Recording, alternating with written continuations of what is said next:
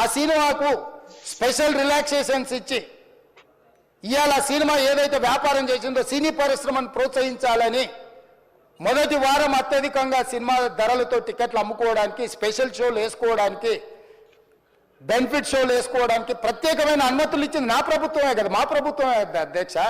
సినీ పరిశ్రమను ప్రోత్సహించాలనే మా విధానం. ప్రోత్సహించే క్రమంలో తెలంగాణ ప్రజల ప్రాణాలను తీసుకోమనే, ప్రాణాలు తీసుకుంటే కూడా వాళ్ళని ఏమనొద్దానంటే మీరు లా చేయండి అధ్యక్ష. మరి స్టేట్కు లా అథారిటీ ఉందో లేదో నాకు తెలియదు, కానీ star, film star, super stars or political stars is having some special privilege. If they murdered anyone also we need not to prosecute or otherwise we need not to book any case against these personalities అని మనం మీరు చట్టం చేస్తా అంటే సినీ ప్రముఖులకు కానీ, రాజకీయ ప్రముఖులకు కానీ, స్టార్లని ఫీల్ అయ్యే వాళ్ళ పట్ల ప్రత్యేకమైన చట్టం ఉంటుంది. వాళ్ళ మీద కేసులు పెట్టొద్దని మీరు ఏమైనా చట్టం చేస్తే ఆ చట్టం అమలు చేస్తాం అధ్యక్ష. ఈ రోజున్న డాక్టర్ బాబాసాహెబ్ అంబేద్కర్ ఇచ్చిన చట్టం ప్రకారము దీనికి కారణమైన వాళ్ళను, ప్రత్యక్షంగా పరోక్షంగా కారణమైన వాళ్ళందరి మీద కేసులు కట్టి పోలీసులు విచారణ చేయాల్సిందే, బాధితులను శిక్షించాల్సిందే అధ్యక్ష.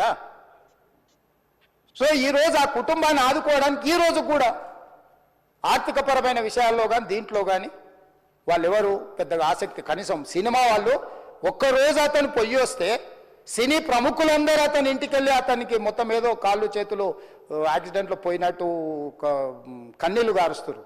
ఈ సినీ ప్రముఖులు ఒక్కరైనా హాస్పిటల్కి పోయినరా అధ్యక్ష? నేను సూటిగా తమ ద్వారా సినీ ప్రముఖులను నేను అడుగుతున్నా అధ్యక్ష.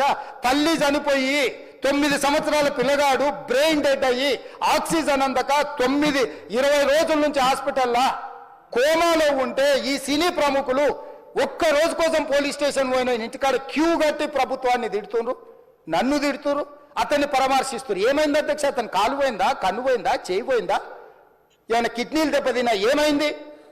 అతన్ని ఇంతమంది సినీ ప్రముఖులు పరామర్శించారు, కలిసిండ్రు, అభినందించారు.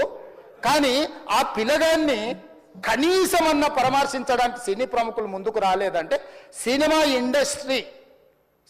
ఇండస్ట్రీలో ఉన్న ప్రముఖులు ఏం ఆలోచన చేస్తుండ్రో, ఏం కోరుకుంటుండ్రో నాకైతే తెలియదు. 100% జోబీ అక్బరుద్దీన్ 3 తారీఖు పోలీసులు తిరస్కరించారు. 4 తారీఖు హీరో కానీ, హీరోయిన్ కానీ, సినిమా ప్రొడ్యూసర్స్ కానీ ఎవరు థియేటర్ రావడానికి వీల్లేదు. ఈ థియేటర్లో మేము సెక్యూరిటీ ఇవ్వలేము. ఈ థియేటర్కు ఉన్నది ఒకటే దారి. ఈ దారిలో ఇంతమంది వేలాది మంది అభిమానులు వచ్చినప్పుడు మేము కంట్రోల్ చేయలేము, వద్దు అని తిరస్కరించారు. తిరస్కరించిన తర్వాత కూడా 4 తారీఖు 9:30 ప్రాంతంలో హీరో రావడం జరిగింది. రావడం కారులో వచ్చి థియేటర్లో పోయి సినిమా తెచ్చి మళ్ళీ కారులో వెళ్ళిపోతే పెద్దగా ఇంత ఇబ్బంది జరుగుతుండేనేమో లేదో నాకు తెలియదు. కానీ ఎక్సోడ్ చౌరస్తా కంటే ముందు నుంచే కారులో రూఫ్ టాప్ ఓపెన్ చేసి రోడ్ షో చేసుకుంటే థియేటర్లో పోవడంతో ఆ చుట్టుముట్టుతున్న 7-8 థియేటర్లలో ఉన్న సినిమా అభిమానులు మొత్తం ఇక్కడికే రావడంతో వేలాది మంది జమైండ్రు. ఆ గేట్ ఒక్కసారి హీరో కారు లోపలికి పంపించడానికి ఆ ఉన్న గేటు తెరవడంతో వేలాది మంది ఒక్కటేసారి ఉప్పెనలాకి వచ్చారు.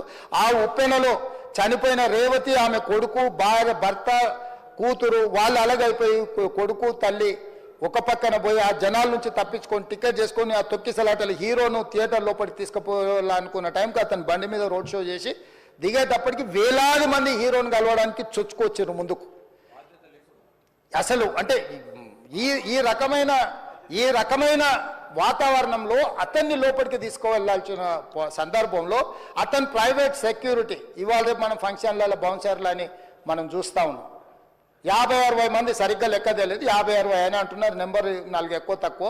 ఆ బౌన్సర్లు అందరు మీదికి వచ్చే అందరు అభిమానులను విపరీతంగా అడ్డంగా ఎట్లా పడితే అట్లా తోయడంతో అటు నుంచి అభిమానులు హీరోని చూడాలి, కలవాలని ఒకవైపు నుంచి వాళ్ళని హీరో దగ్గరికే రానియొద్దని ఆయన ప్రైవేట్ సెక్యూరిటీ వెనక్కి నెట్టడం వల్ల ఈ తొక్కిసలాటలో హీరో థియేటర్కి వెళ్ళి లోపలికి వెళ్ళి చూసినాక పోలీసులు ఈ మొత్తం క్రౌడ్ని, ఈ మొత్తం అక్కడ ఉన్న జమైన జనాలు అందరిని కూడా తీస్తే ఒక తల్లి కొడుకు అక్కడ శవాలుగా పడి ఉన్నారు. ఆ తల్లి అంత తొక్కిసలాటలు కూడా నేను ఆ వీడియో చూసిన ఆ తల్లి లోపలికి వచ్చినప్పుడు కొడుకు చేయి పట్టుకొని ఎంత జాగ్రత్తగా కొడుకుని తీసుకొని వస్తుందో తల్లి ప్రేమ ఎట్లుంటుందో అక్కడ నాకు చూసి నాకు అర్థమైంది. ఆ శవాలుగా మారిన తల్లి కొడుకు చేయి ఇడవలే అధ్యక్ష, అట్లే చేయి బిగ్గర పట్టుకొని పోలీసు వెళ్ళి చూస్తే ఆ తల్లి